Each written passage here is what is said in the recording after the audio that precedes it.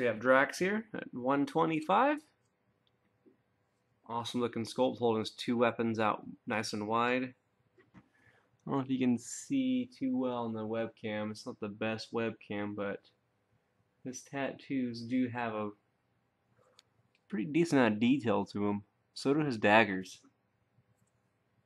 I really should invest in a better webcam. Groot, awesome. Nice shiny coat to him. Lots of little wood grain details on him.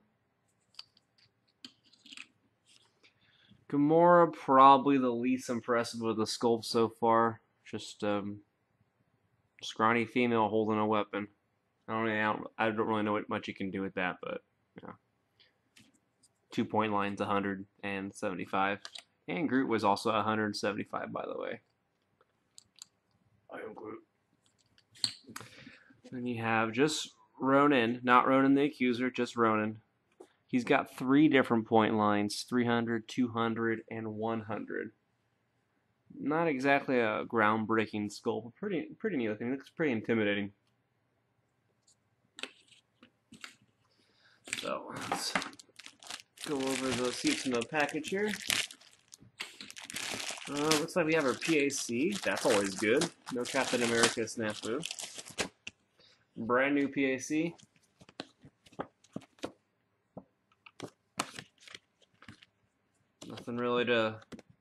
Nothing dynamic here besides the fact that it's here.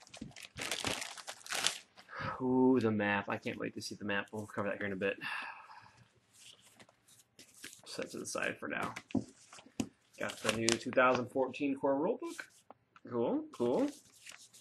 And we got our 6 cards here.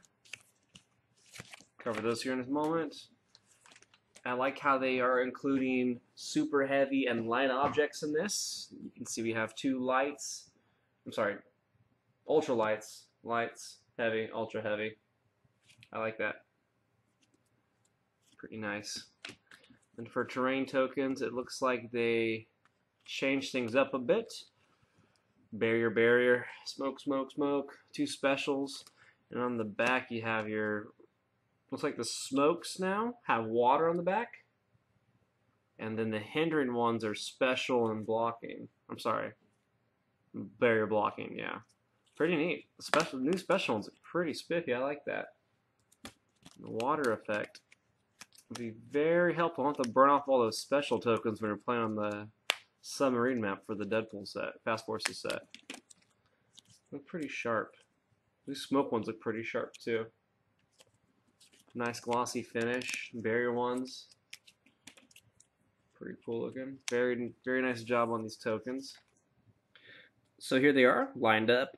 I won't go over everything they do. It's not hard to figure out where to read these abilities verbatim. Pretty much Rocket Raccoon's little gimmick is he has a ranged flurry. You can give him power action, and he can make 2 ranged combat attacks. He has stealth. He's got good movement, 7 range, 2 targets, tiny size. He gets outwit. His attack drops a little bit, but pretty much you use him as support pieces late dial because he's not going to be landing with I think a 9 attack. Yeah, it's a 8 attack actually. Sidestep, outwit's what you're using him for at that point. Gamora, it's nothing's jumping out. You know, she's got a special damage power that allows her to use Close Combat Expert. If she hits with Close Combat Expert, she gets a -1 of value. Perplex, kind of. Ghetto Perplex. And she has a trait, and you know, her trait's really actually what makes her, in my opinion. Give her a free action, choose an opposing character. When Gamora attacks the chosen character, modify her attack and damage values by +1. She can't choose again until the chosen character has been KO'd. Not too shabby, especially since later on she gets Sidestep and Plasticity as a special movement power. She's got Blades. She has Precision Strike. And she gets Prob, surprisingly. Last 3 clicks she has Prob. Star-Lord has a neat trait, and also Drax has the same trait. Hadron Enforcer, once per game, gives Star-Lord a free action and choose an unoccupied square of clear terrain with a ranged line of fire. When you do, Star-Lord can use Pulse Wave this turn if you occupy that square. He gets some power and enhancement later on. He gets the ability. He pretty much gets Colossal Stamina, kind of like the Arkillo does, but they don't remove tokens in this case. When they take 2 tokens, they can still take an action. They take a click of pushing damage. Oh, I'm sorry, they take 1 unavoidable damage. Let's get the verbiage right. And they do not remove tokens at the end of the turn. even if the power is lost or ignored. Ronan here is probably my favorite one of the bunch. I'll talk about him in a bit. Drax is a vanilla dial except for his trait, which is the same one as Star-Lord. And in both those cases, your mileage may vary on these figures based on how well you use that trait. They've got 6 range. If you can find a way to hit Pulse Wave a target, that's going to be the biggest threat to that figure and take that threat away. That's what you want to look for if you're using this piece. Is what's your biggest threat? How soon can you Pulse Wave them? How soon can you remove that threat? Groot, he's simultaneously my favorite and least favorite figure in the set. He has a really awesome defensive power. He can use defend and invulnerability, and adjacent friendly characters can use toughness. However, he only has it on his first click, which you have to pay 100 points for, and that's it. He doesn't have it the rest of the game. He first click, and that's it. You have to pay 100 points for it. He's got a neat movement power. It's going to bust up stealth, lines of fire drawn to opposing characters within 6 squares of Groot. So just 6 squares, not range, not line of fire. Anyone within 6 squares, lines of fire drawn on them, they ignore hindering terrain. Not too shabby. I just don't like the fact that after that first click, it starts a 75-point line, and it's just a very blasé dial except for his stealth busting. Ronan is pretty awesome for my style of play. I think he's a one-man army figure who will do good, and I think he's going to do surprisingly well. He's got 3-point lines: 300, 200, 100. At his 300-point lines, he pretty much has power cosmic or quintessence. His powers can't be countered. He has special targeting, ignores hindering, ignores characters. He has running shot, pulse wave, phasing teleport, outwit, charge, flurry, super strength, precision strike, energy shield deflection, impervious, invincible. He's got a lot of powers. Perplex and outwit's awesome on there too. What makes him really neat is defensive power. He starts with on his 300 point. He can use energy shield deflection and impervious. So that range that puts him at 20D, and the chance that he's going to reduce all the damage you can do to him. I'm just going to go through this dial a little bit. My favorite thing about this is he has a power called Reserves of Power. During the beginning of your turn, Ronan can use regeneration as a free action. When he has that ability, he has phasing teleport 12 squares. You can move him out, and you can regen. And that's on click 10. So if you hit a 4 on that click, he has his last 2 clicks, I believe. Oh, wait. Ooh, this is a little stubborn 1, 2, yeah, last 2. So if you hit a 4, let's look at it. 1, 2, 3, 4. You're landing on Flurry, Precision Strike, 17 defense with Invincible, 3 damage, Perplex. That's with a 9 movement and 10 attack and 10 range. So I like it a lot. I really like this dial. Looks like a lot of fun. I don't think he's a great dial. I think it's a fun dial. Probably might be the funnest one here. Depends on how much you like playing one-man armies. I don't typically play one-man armies, but I might play this guy very, very soon.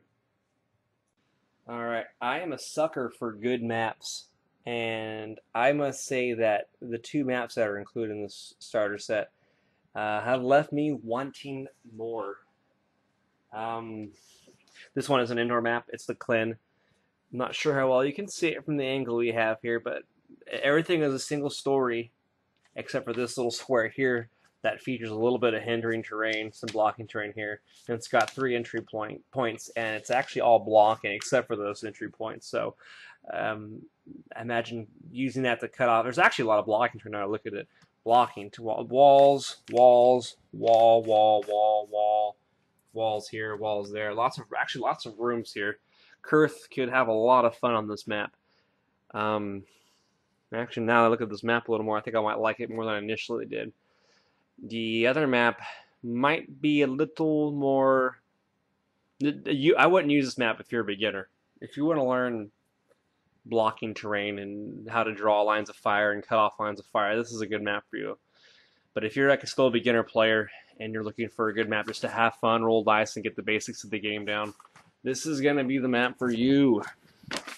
This is the Nova Corps headquarters, indoor, and there's 3 rooms, 1, 2, 3, with their own blocking walls, a little bit of hindrance sprinkle in. Got the starting zone here, got like a balcony here.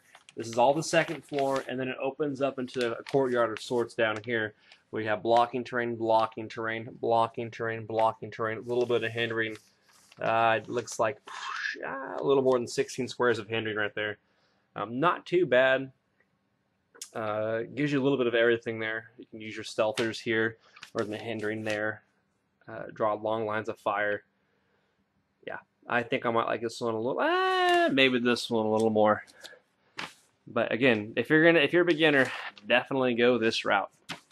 Throw some dice down here. You'll have some fun. So here's what you get with your price of admission: your figures, your cards, your dice, your objects, your tokens, your PAC, your rulebook, your map. Overall, I'm going to give it a 7 out of 10. There's nothing really wrong with this set. The maps are okay. They're not the best. The figures are okay. They're not the best. The tokens look great. The terrain tokens and their objects are awesome. PAC looks clean. It's there. The rulebook's there. It's a solid product. If you're looking to get into HeroClix, I would recommend this.